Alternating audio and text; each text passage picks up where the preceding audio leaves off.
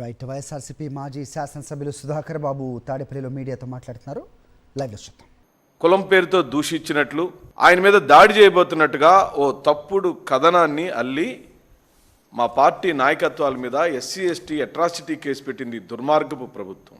బాబాసాహెబ్ అంబేద్కర్ తీసుకురాబడిన రాజ్యాంగంలో ఎస్సీలకు రక్షణ ఉండాలి, ఎస్సీలకు ఆత్మ గౌరవం ఉండాలి, వారు పూర్తిగా సంరక్షించబడాలి అనే అంశంతో తీసుకురాబడిన చట్టాలను ఈ రోజున చంద్రబాబు నాయుడు రాజకీయంగా వాడుకునే దిగజారులు రాజకీయ పరిస్థితిని ఈరోజు మనం చూస్తున్నాం.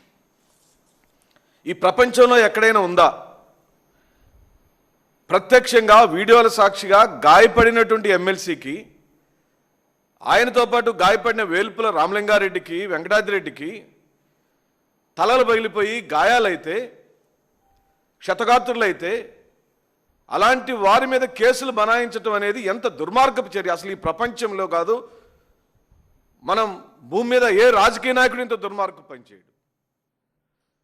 మన హయాంలో మన బ్రతికున్నప్పుడు మనందరం కూడా రాజకీయాల్లో మేము చూసాం, కానీ ఇంత దుర్మార్గపు నీచమైన నికృష్టమైన రాజకీయం. బాధితుల మీద ఎవరైనా ఎస్సీ ఎస్టీ అట్రాసిటీ కేసు పెడతారు ఈ ప్రపంచంలో? చంద్రబాబు నాయుడు మాత్రమే పెట్టగలుగుతాడు. ఏమిటి అసలు చంద్రబాబు నాయుడు కడప జిల్లాలో జగన్మోహన్ రెడ్డి గారి అసెంబ్లీ నియోజకవర్గమైన పులివెందులలో బై ఎన్నికలలో ఒక పులివెందుల జడ్పీటీసీ సెగ్మెంట్కు, ఒంటిమిట్ట జడ్పీటీసీ సెగ్మెంట్ మీద ఏమిటి ఈయన ఏం చేయాలనుకుంటున్నాడు, ఏం కావాలి ఈయనకి అని అంటే, ఈయన జగన్మోహన్ రెడ్డి గారి మీద ఆధిపత్య రాజకీయాలను ఈ ప్రపంచానికి చూపించాలనుకుంటున్నాడు. నిన్ను పులివెందుల జడ్పీటీసీని కూడా మేము ఓడిస్తాం అని అంటున్నాడు. రైట్, మంచిది, మాకేం అభ్యంతరంలా. ప్రజాస్వామ్యంలో నిజంగానే ఆ పులివెందుల సెగ్మెంట్లలో, ఆ పులివెందుల జడ్పీటీసీ సెగ్మెంట్లలో వైఎస్ జగన్మోహన్ రెడ్డి గారి నాయకత్వానికి, ఎంపీ అభ్యర్థి అయిన అవినాష్ రెడ్డి గారి నాయకత్వం బలహీనపడితే, మీరు నిజాయితీగా నిష్పక్షపాతంగా ఎన్నికలు జరిపి గెలిస్తే మనం హర్షించవచ్చు. ఇప్పుడు ఎన్నికలు ఎవరు చేస్తున్నారండి? ఎన్నికలు జరుగుతుంది వైఎస్ఆర్ కాంగ్రెస్ పార్టీకి, తెలుగుదేశానికి, జనసేనకి, బీజేపీకి కాదు మిత్రులారా. ఎన్నికలు పూర్తిగా వైఎస్ఆర్సీపీకి, పోలీస్ యంత్రాంగానికి జరుగుతుంది. ఎన్నికలు వైఎస్ఆర్సీపీకి ఎన్నికల సంఘంతో జరుగుతుంది. ఎన్నికల సంఘం దగ్గరికి వెళ్ళి సిట్టింగ్ ఎమ్మెల్సీకి గాయాలైనాయా, చెయ్యి ఊడిపోయేటట్టుగా కొట్టారయ్యా, కారును పగలగొట్టారయ్యా, పోలీసులు దగ్గరుండి మరీ దాడి జరిపించారయ్యా, పెట్రోల్ పోసి తగలబెట్టబోయారా అంటే, ఈ ముద్దు నిద్రపోతున్న ఎన్నికల సంఘం ఒక్క చర్య తీసుకుందా అని అడుగుతున్నాం. అరే ఏమి సోద్యం ఇది? ఈ వెటకార రాజకీయం ఏమిటి? ఓహో, మనం అధికారంలో ఉండినప్పుడు అంటే మాకు తెలియని, జగన్మోహన్ రెడ్డి గారు నేర్పించని, జగన్మోహన్ రెడ్డి గారు చెయ్యని, జగన్మోహన్ రెడ్డి గారికి తెలియని కొత్త రకమైన రాజకీయం ఈ రోజున ఒకటి మాకు నేర్పిస్తున్నారు. చాలా చక్కగా నేర్పిస్తున్నారు. ఏమి నేర్పిస్తున్నారండి? ఒక చిన్న జడ్పీటీసీ సెగ్మెంట్ను కూడా ముఖ్యమంత్రి కాన్సన్ట్రేట్ చేయొచ్చు. ఒక ముఖ్యమంత్రి స్థాయిలో కూర్చున్న వ్యక్తి, 40-45 సంవత్సరాల అనుభవం ఉందని చెప్పుకునే వ్యక్తి, తన ప్రత్యర్థిని మీద ఆధిపత్య రాజకీయాలు చేయగలను అని చూపించడానికి చిట్ట చివరి చిటారు రాజకీయంలో జడ్పీటీసీ స్థానానికి కూడా వెళ్ళి ముఖ్యమంత్రి తన అధికార బలాన్ని ఉపయోగించవచ్చు అనే ఒక కొత్త రకమైన రాజకీయం ఒరవడండి. ఈ ప్రపంచంలో కొత్త రకమైన రాజకీయం వచ్చేసింది. ఆంధ్రప్రదేశ్ నుంచే మొదలైంది, చంద్రబాబు నాయుడు హయాంలో మొదలైంది.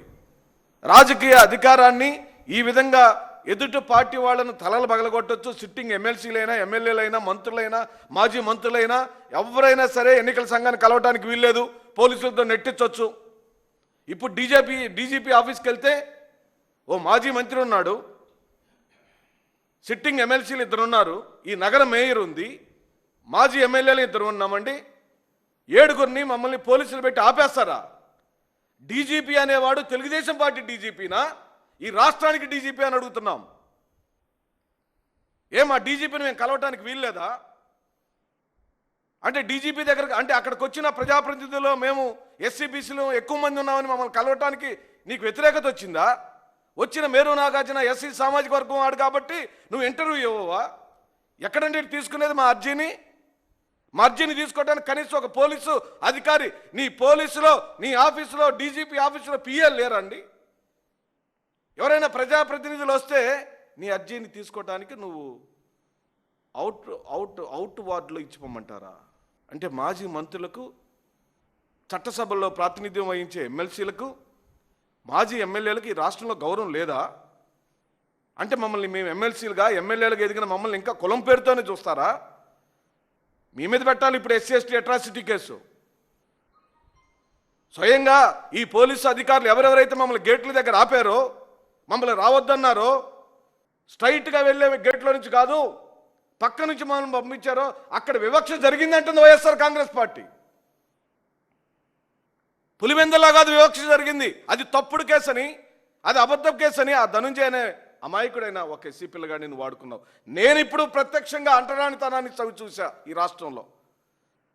నాకు నా డీజీపీని కనుక స్వేచ్ఛ లేదు, ఎందుకంటే నేను ఎస్సీ సామాజిక వర్గానికి సంబంధించిన మాజీ ఎమ్మెల్యేని, మేరు నాగార్జున మాజీ మంత్రి, కైలా అనిల్ మాజీ ఎమ్మెల్యే, మాతో వచ్చిన ఒక బీసీ మేయరు.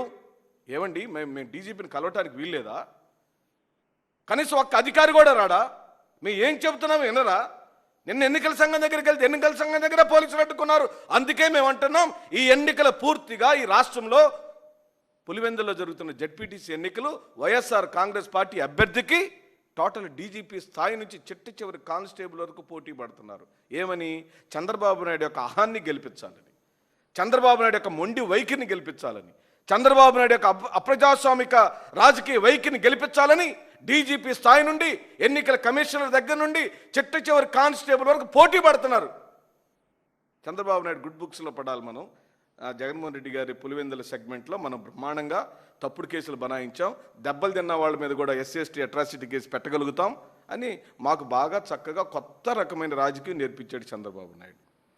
మేము ఇప్పటికే డిమాండ్ చేస్తున్నాం, ఈ రోజుతో ఎన్నికల ప్రచారం చిట్ట చివరి రోజు. మార్చిన పోలింగ్ స్థానాలను యథాతథంగా అదే స్థానాల్లో ఉంచాలి.